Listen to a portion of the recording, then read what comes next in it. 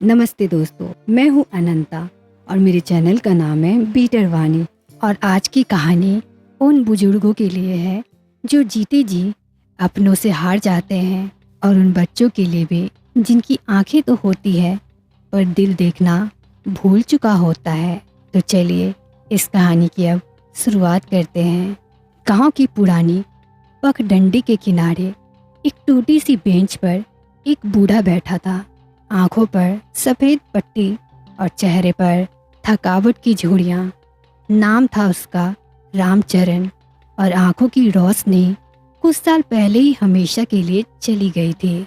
रामचरण अपने गांव में सबसे पढ़े लिखे इज्जतदार इंसान हुआ करते थे। स्कूल के मास्टर थे, दर्जनों बच्चों को पढ़ाया, कई को अफसर बनाया, पर खुद के बच्चों को शायद इंसान नहीं बना पाए।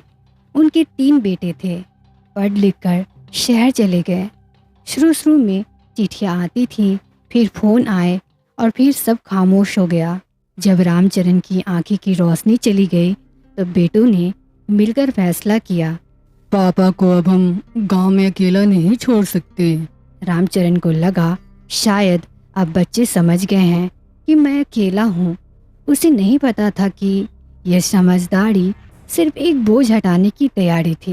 बड़े बेटे ने कहा, पापा को हम हमारे साथ शहर ले चलेंगे। रामचंद मुस्कुराया। वो सोचा कि चलो अब आखिरी दिन बच्चों की आवाज़ों के बीच गुजरेंगे। पर 2 दिन बाद शहर की भीड़भाड़ वाली सड़क के किनारे एक अनजान कोने पर एक बूढ़ा आदमी अपनी लाठी के सहारे उतारा गया, और रामचरण का सबसे छोटा बेटा उससे बोला, आप यहीं बैठिए पापा, मैं बस पानी लेकर आता हूँ। और फिर वो बेटा कभी नहीं लौटा।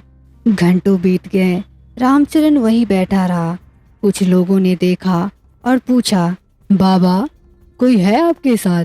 उसने बस सिर हिलाया और कहा, हाँ, मेरा बेटा बस आने ही वाला है। लेकिन वो बेटा उस दिन नहीं आया, न अगले दिन, न कभी। फिर एक एनजीओ के लोग आए। उन्हें पता चला कि ये बाबा अंधे हैं और किसी ने उन्हें छोड़ दिया है। वो उन्हें अपने साथ आश्रम ले गए। अब रामचरण वहीं रहता था जहाँ कोई अपना नहीं, लेकिन फिर भी कुछ लोग पराये होकर भी अपने लगते हैं। रामचरण हर रोज शाम को एक ही बात दोहराता, और वो बोलता, मैंने दूसरे के बच्चों को रोशनी दी और मेरे अपने मुझे अंधेरे में छोड़ गए। इस तरह रामचरण की कहानी यहीं समाप्त होती है। और इस कहानी से हमें ये सीखने को मिलता है कि कभी कभी अंधापन आँखों में नहीं होता। असल अंधे तो वो होते हैं जो अपनी आँखों के सामने अपनों का दिल तोड़ते हैं और देख भी नहीं पाते। आई होप ये छोटी कहानी आपको अच्छी लगी हो। अब मैं फिर मिलूंगी आपसे नेक्स्ट वीडियो में।